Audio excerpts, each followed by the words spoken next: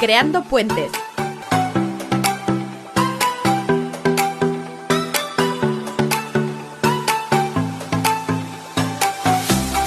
Hola, buenos días. Aquí desde Creando Puentes tenemos una entrevista muy especial con Xavier Vives.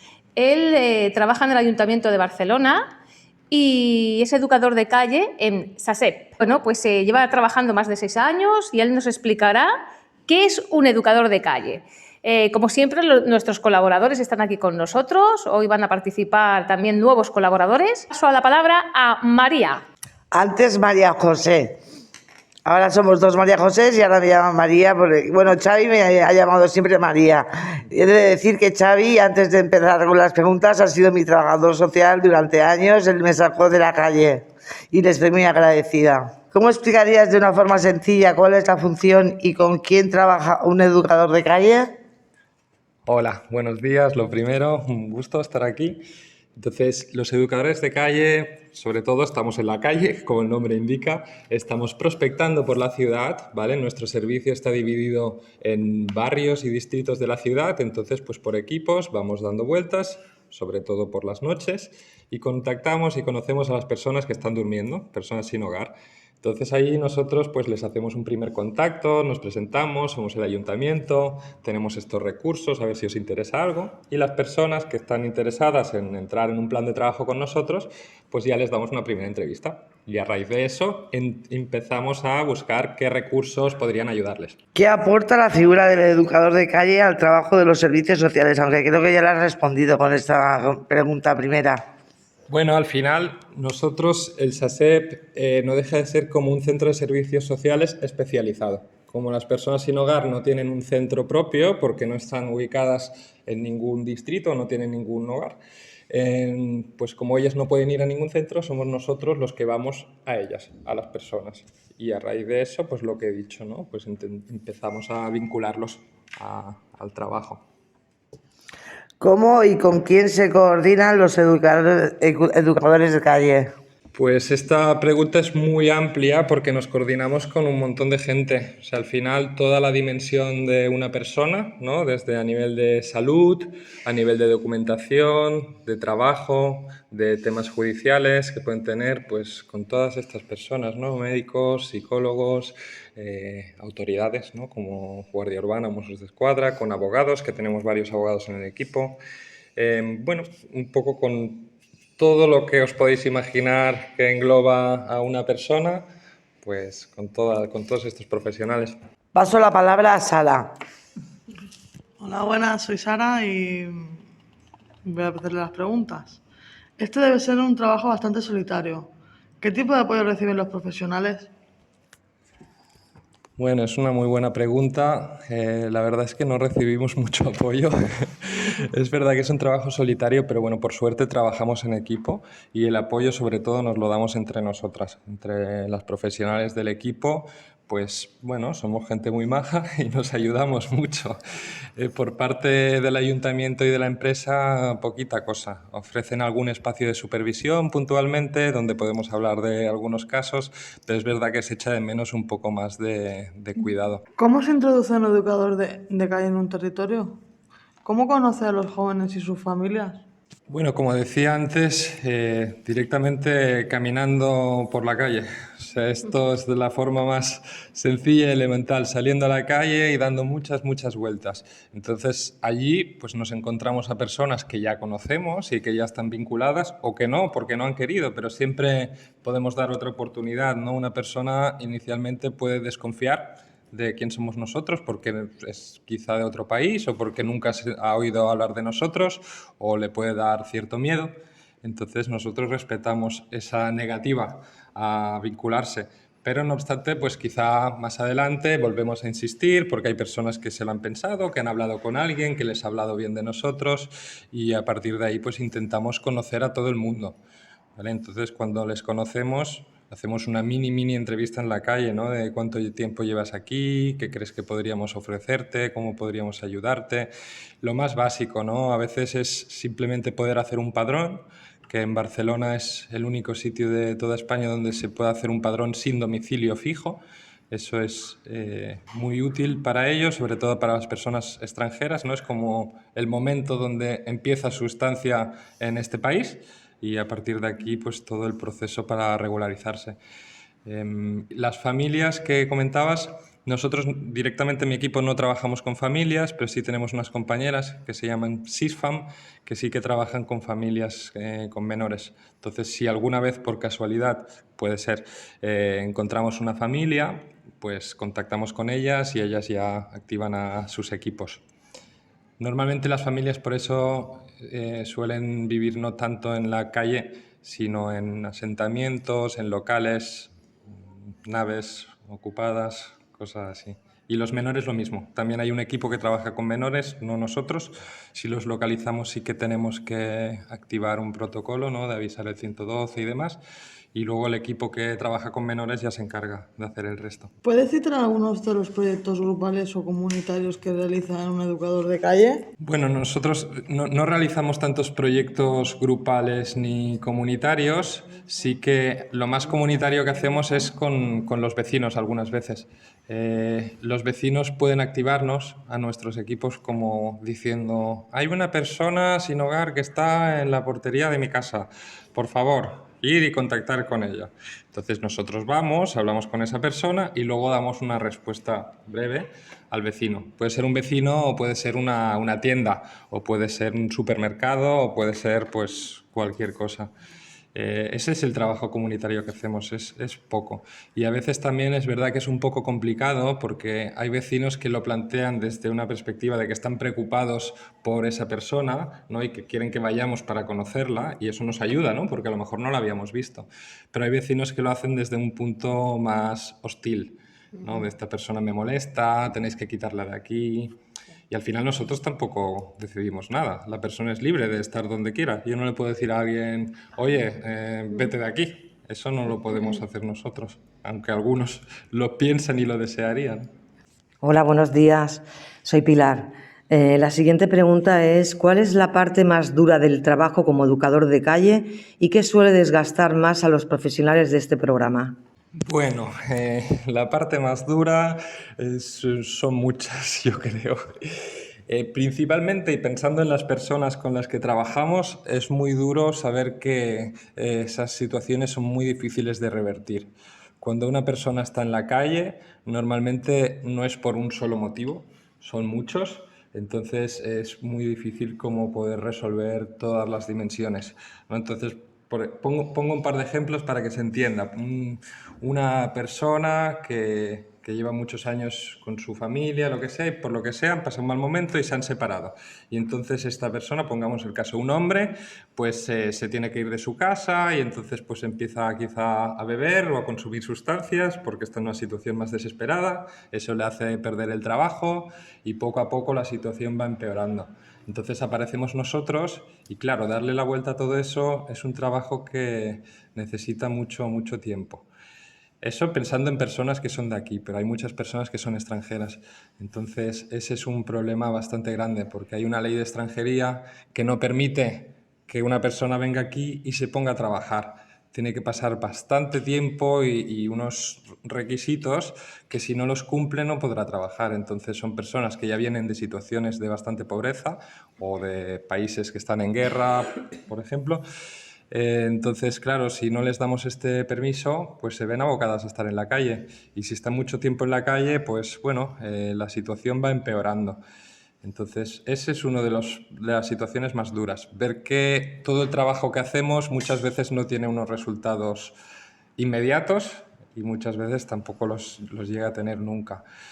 Es verdad que hay personas con las que ya solo por esas situaciones de éxito ha valido la pena trabajar, pero bueno, eso es complicado, como decía. Y luego otra parte dura, ya más a nivel nuestro profesional o de condiciones laborales, es que bueno, tenemos unos horarios muy difíciles y estamos bastante poco reconocidos, tanto socialmente como laboralmente. Y eso son reivindicaciones que hace mucho tiempo que estamos haciendo al ayuntamiento. Otra pregunta. Seguro que en tu trabajo tienes muchas anécdotas para contarnos. ¿Puedes contar alguna? Bueno, sí, muchísimas anécdotas. Ahora mismo no sabría cuál contar. Cada día que salimos a la calle, alguna cosa sucede interesante. Entonces, bueno, no sé, por ejemplo, recuerdo el caso de una chica joven que venía de Marruecos y no hablaba nada del idioma y no conocía nada de aquí. De hecho, vino en una patera.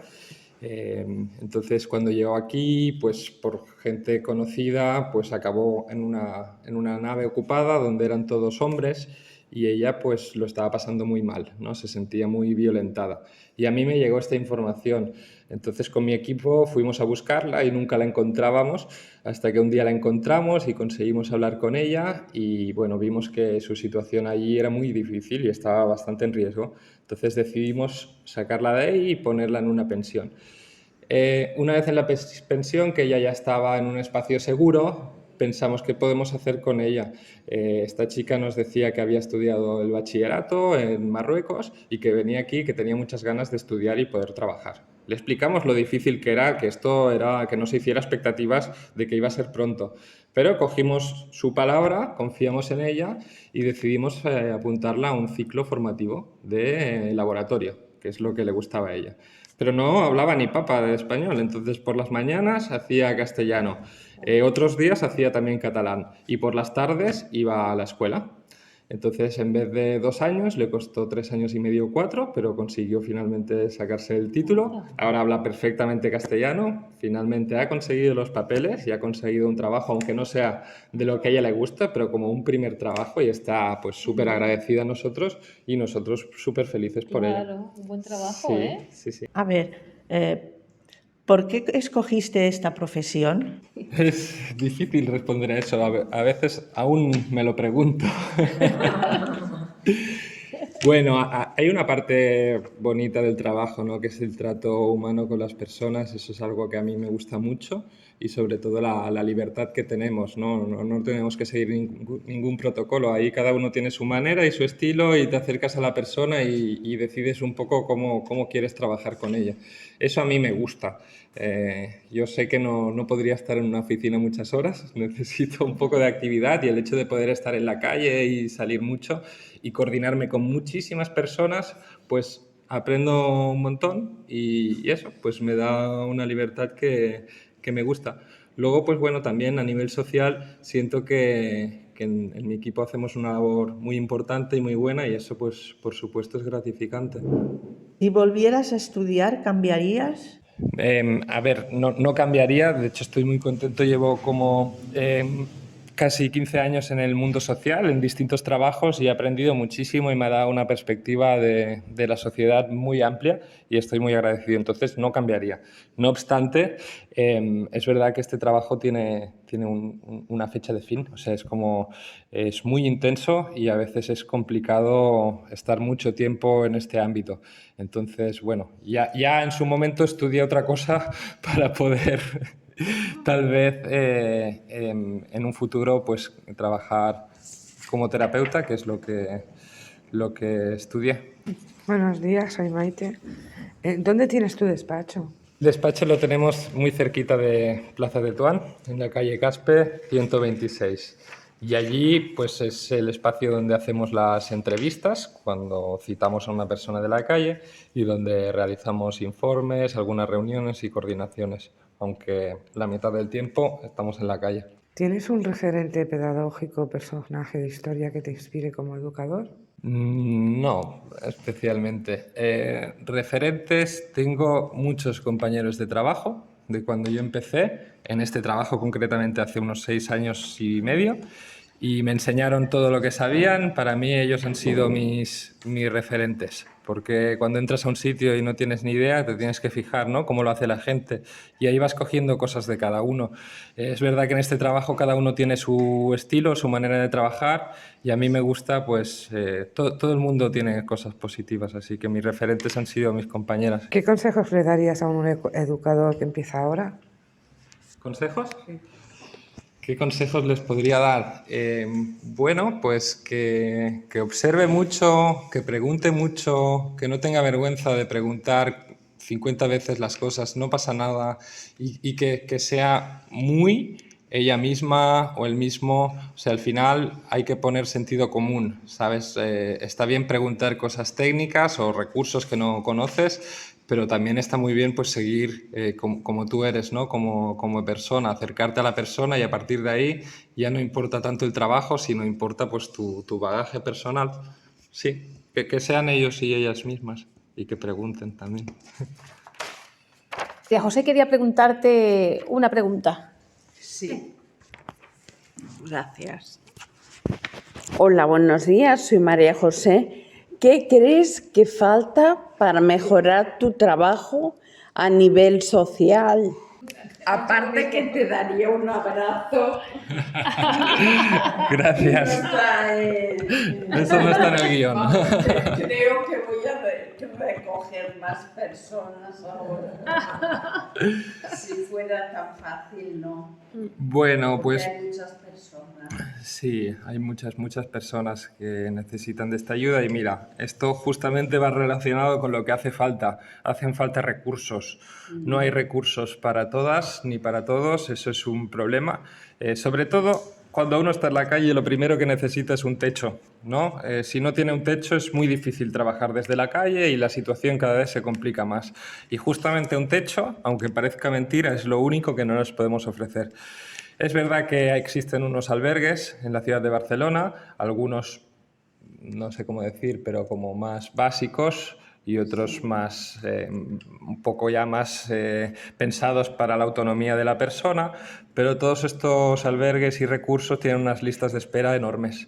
Entonces, a veces la persona, cuando nos conoce, es como, sí, quiero un albergue, y se piensa que lo van a tener mañana. Y a lo mejor se tienen que esperar 6, 7, 8 meses. Y claro, durante todo este tiempo, pues muchas veces nos pasa que a lo mejor sale a la plaza y la persona ya se ha perdido, ya no le interesa, ya está demasiado... bueno, pues ese es uno de los problemas. Y luego, pues por supuesto, mejoraría mucho las condiciones de todo mi equipo, porque es una de las bases. Si tú cuidas a los profesionales que trabajamos allí, pues la gente no querrá cambiar de trabajo, aguantará mucho más. Y no hablo solo a nivel de sueldo, pues hablo un poco de los cuidados y los apoyos que decía antes que quizá no tenemos, y eso ayudaría mucho, porque dentro del equipo pues muchas veces hay muchas bajas de personas que pues psicológicamente necesitan un descanso. Entonces, pues bueno, todo esto debería atenderse un poquito más. Yo, Xavi, que te conozco a nivel personal, te voy a hacer una pregunta que me has respondido ya a nivel personal, ¿no? A nivel privado. ¿Qué haces para compaginar el trabajo con tu familia? Bueno, esa pregunta es... Aún no tengo la respuesta ideal. Lo intento. Esto hago equilibrios. Esto es como uno que va al circo y va con la bicicleta, como por el hilo. Pues un poco así. Es verdad que poco a poco, pues bueno, vamos junto con la pareja, ¿no? Pues vamos encontrando espacios, nos compaginamos unos con otros para poder atender todo, ¿no? Porque claro, aparte de este trabajo, pues tenemos una vida, ¿no? En mi caso tengo 2 hijos y a veces es difícil llegar a todo, pero bueno, pues haciendo equilibrios. Yo quería preguntarte, el público, la población que se encuentra en la calle, mayoritariamente, me imagino, hombres, ¿no? Pocas familias o que... mujeres te refieres? Sí, y si hay niños también, pues, ¿qué hacéis? Sí, gracias. Sí, muy buena pregunta. Sí, hay bastantes más hombres que mujeres. No sabría decir cuánto, pero yo diría que un 80-90% son hombres y menos mujeres. Pero no obstante, las mujeres que hay siempre, bueno, hay un factor de vulnerabilidad más grande. Entonces, con las mujeres como que intentamos también estar muy atentos y desplegar los recursos lo más rápidamente posible, porque a veces las situaciones son muy urgentes. Y también es verdad que a veces las mujeres nos cuesta un poco más de localizarlas porque se protegen más, entonces se esconden más o están en espacios un poco menos accesibles a nosotros. Y también nos puede llegar el caso, pues como decía, por algún vecino o por alguna institución que nos da el aviso. Y respecto a las familias, pues bueno, suelen ser familias de países del este, normalmente, que vienen aquí y eso, como decía, pues están en algunos locales o asentamientos.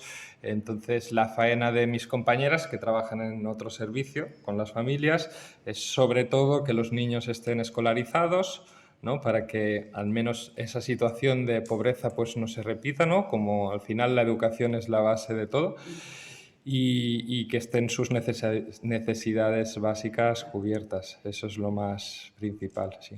A mí me gustaría preguntarte, que a veces es mucha carga emocional, ¿y cómo haces cuando llegas a casa? Cuando abres la puerta, ¿dejas toda esa parte fuera o no?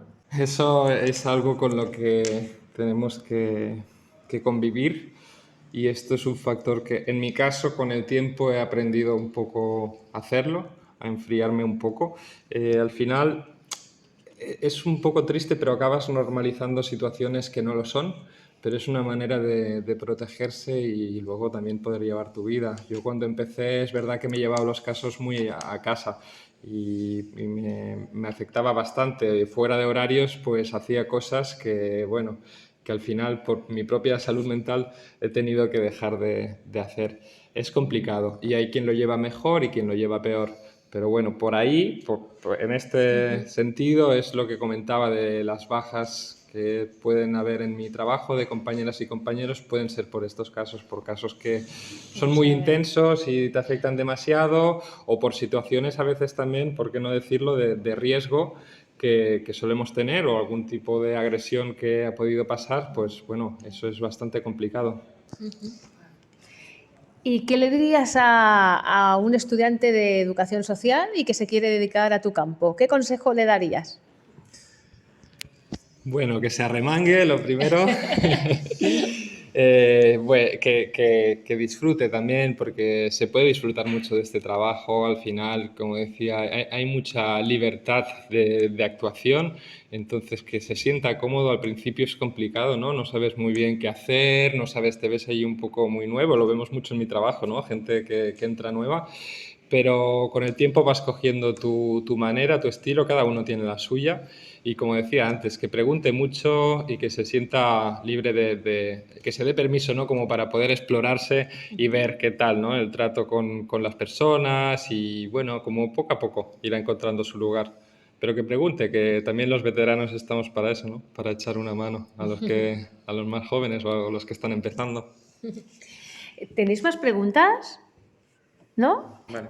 Durante la entrevista has dicho que habías estudiado algo, parecía que percibías, ¿no? Lo duro que iba a ser este trabajo también, ¿no? Que tiene su parte dura, ¿no? Sobre todo cuando tienes familia, y que ya habías estudiado otra cosa. ¿Nos puedes decir qué has estudiado? Sí, hace como 10 años, o sea, ya hace mucho tiempo estudié terapia Gestalt. Hice toda la formación, lo hice como un tema personal, más para mi propio autoconocimiento y para las dificultades que habían en mi vida en ese momento. Y luego lo que no sabía y me di cuenta es que se ha convertido, bueno, conseguí el título como terapeuta y se ha convertido también en mi profesión. Entonces llevo 8 años alternando mi vida como educador social y terapeuta Gestalt y ahora en este momento de mi vida pues me estoy enfocando más hacia la terapia. ¿Y qué es la terapia Gestalt? Bueno, es una manera de hacer proceso personal, de acompañar a personas que, bueno, que a lo mejor pues en su vida hay ciertas dificultades y no se dan mucha cuenta, ¿no? De por qué siempre les pasan las mismas cosas, por qué no consigo estar bien con mi pareja o en el trabajo. Entonces es un trabajo de tener conciencia, ¿no? De ayudar al otro a tener conciencia y sobre todo lo hacemos pues en base a la escucha Y no solo a la escucha de lo que nos dice, sino también de lo que nos dice su cuerpo, ¿no? Las personas a veces pues, no tienen mucha conciencia corporal o de sus propias emociones. Entonces, ayudar a gestionar un poco esto y ordenar un poco todo esto suele ayudar mucho a la persona a darse cuenta, ¿no? de en qué momento está o qué está haciendo con su vida y qué es lo que quiere hacer. Y en eso, pues bueno, me siento muy cómodo también. Para acabar, me gustaría preguntarte, ¿qué valores tendría que tener un educador social o un terapeuta? ¿Qué valores? Bueno, saber escuchar creo que es algo demasiado importante. O sea, aquí nosotros debemos estar en un segundo plano. Trabajamos con personas, por lo tanto, el centro es la otra persona. Nosotros somos un poco la herramienta, ¿no? Para ayudarla a conseguir sus metas y objetivos. Entonces, la escucha es lo principal. A partir de ahí, todo lo demás creo que se puede aprender y bueno, y como decía, hay cosas que no dependen de nosotros, que son los recursos externos. Entonces, pues bueno, apretar un poco más a las instituciones, a los ayuntamientos, porque esto también es trabajo de todos, ¿no? La gente lo ve como un problema que alguien debe resolver y al final la sociedad todos formamos parte, por lo cual todos somos un poco responsables. No sé si te he respondido a la pregunta. Sí, sí. Me parece, bueno, me ha encantado la entrevista y me has encantado tú como persona y yo creo que a ellos también. ¿Le damos un aplauso o no? ¡Un gran aplauso! ¡Un gran aplauso para mi Xavi! Te deseamos mucha suerte en un futuro, en tu faceta como terapeuta, que supongo que ya también lo estás ejerciendo. Y mucha suerte en todo y te invitamos a otra entrevista, ¿no? Cuando estés de lleno con lo de terapeuta, ¿no? Sí, bueno, y antes yo diría... Pues eso. Aquí estás bienvenido siempre en Creando Puentes y un placer haber compartido contigo este tiempo contigo en la entrevista, este espacio. Gracias, Xavi, por ser como eres. Muchas gracias a vosotros también, un gusto. Hasta la próxima. Quería preguntarte, Xavi, si veo una persona, un indigente en la calle, tú me aconsejas, o sea, mi idea es ayudarlo, pero iría yo sola y ¿qué tendría que hacer o qué le tendría que decir? ¿Cuál sería, no? Lo que tendrías que hacer. Sí, el procedimiento. Muy buena pregunta. Es verdad, mucha gente nos debemos encontrar con situaciones así, ¿no?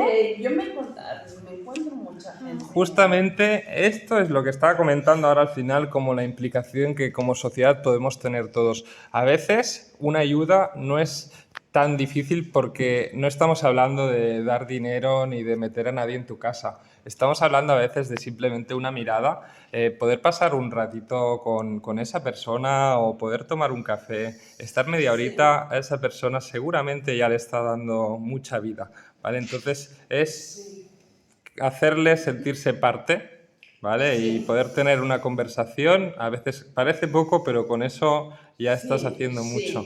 Vale, perfecto. Muchas gracias. Entonces, cuando te mueves por el territorio y eso, la gente te va conociendo y cuando sucede, ¿no? O cuando ven un caso así, ¿cómo se ponen en contacto contigo? Bueno, hay muchos canales para contactar con el ayuntamiento. Claro, yo como estoy dentro no sabría decirte cómo, porque yo no uso esos canales, pero recibimos las demandas o no desde la web del ayuntamiento. Entiendo que hay un sitio donde cualquier ciudadano puede entrar y escribir, ¿no? Pues conozco a esta persona o hay esta persona aquí y hay unas personas que nos lo envían a nosotros. Entonces, ese es uno de los canales oficiales que también se puede utilizar. ¿Este canal se llama Canal algo? Tendríamos que buscarlo, pero en la página web del ayuntamiento seguro que allí lo encontráis. Sí. Sí, seguro, porque a veces yo cuando he preguntado cosas o del huerto o lo que sea, hay canales que te derivan, ¿sabes? Y luego te llaman y se ponen en contacto. Eso es. Bueno, pues ya, sí, ahora ya sé que no tengo más preguntas, ahora ya sí que... Ay, perdón. No, hombre, no. Bueno, pues un placer, un beso y bienvenido aquí siempre.